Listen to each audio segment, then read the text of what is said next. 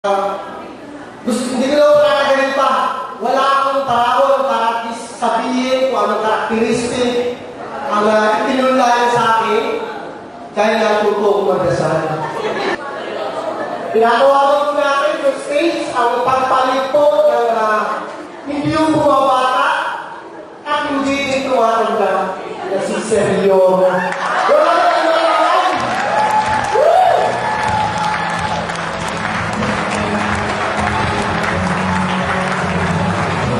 Pagpunla. Ano yun? Parang ano Pagpunla, kalagay ko ano ba sasabihin ko? Una sa lahat, Merry Christmas. Happy New Year. Andito pa tayo lahat, no? Miss Lina. Dito po ito. Nandito sa taas. Dapat yung lima, yung alam. Yes! Makakasali mo yung siya. Kasi gano'n, salitahan sila kung ano yung dapat sila. Ayun, sila nagbibigay ng message. So, siguro tatawagin ko rin yung mamaya, yung natitira pa sa Tagalog na. Kasi yung MC nyo ay Tagalog eh. Saka Tagalog din naman po ako. Una-una, nagpapasalamat ako dahil inibitahan nyo kami dito. Ang mahal-mahal eh. Parang wala ako rin sa Pilipinas ngayon. Nandito ako sa Puerto Pino. Kamang-kamang na rin. Ang ganda talaga. Sana maaari namin ito doon sa isang okasyon pa na susunod pagkatapos nito. Dahil kayo nagsaselebrate ng 25 years, siguro ay dapat lang na maiiritahan namin kayo pumunta sa Grand 6 sa Cathedral. Pupunta ba kayo? Yung mga nandito nakahilera, sana po ay nandun din kayo. Para maipakita ng Bus 84 kung gaano saan na sila nakarating. Kita kids, where na you? Nasa na ba sila? Saan eh? Nandun sa Bus 84 goes global. Wow! Saan yung global? Meron sa Australia, meron sa US, meron sa Japan, at hindi lamang kung saan sa Canada, at hindi lamang basta kung nasa ang lugar. Ang pinuntahan nyo ay parang nagpunla kayo ng perpetual life kung saan kayo nandun. Si Kathleen po, yung dumat. Kung makikita kayo lahat ng mga teacher ninyo, isang napakagandang pangitain yun dahil po naibigay ninyo yun kung ano yung dapat mangyari sa inyo ngayon. Unang pagkikita na simula pa lang. Sa kabuuan ng mensahe ko ay gusto kong inag sa isang kanta. Pero gusto ko lang pong itong mensahe ng kantang ito ay ibigay sa inyo dahil yun po ang nararamdaman ko na nangyari sa inyo. Nasa na kayo? Dito na as?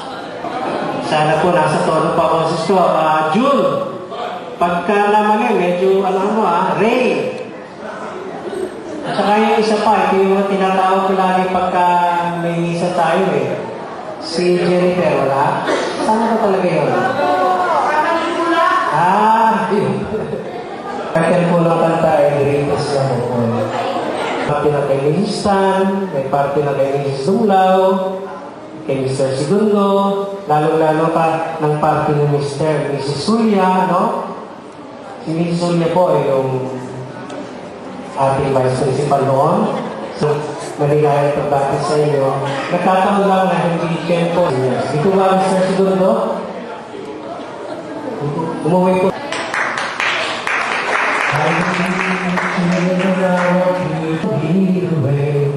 Showing all the beauty that possess inside. Give them a sense of pride to make it easier. Let the children's love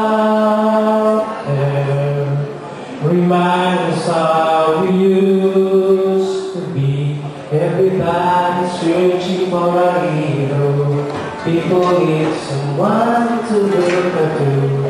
Never found anyone who would fill my needs.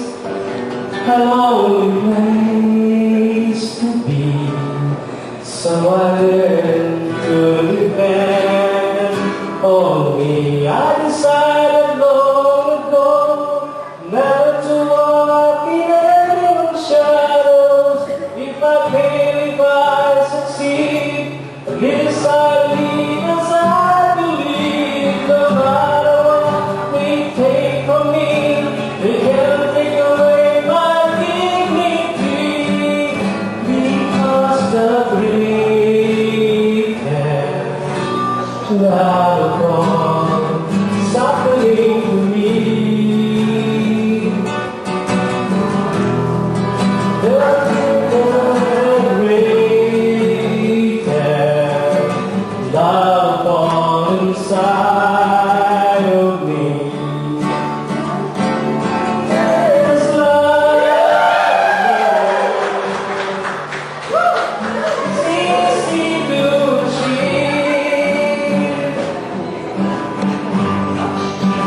Learning to love yourself is the greatest love.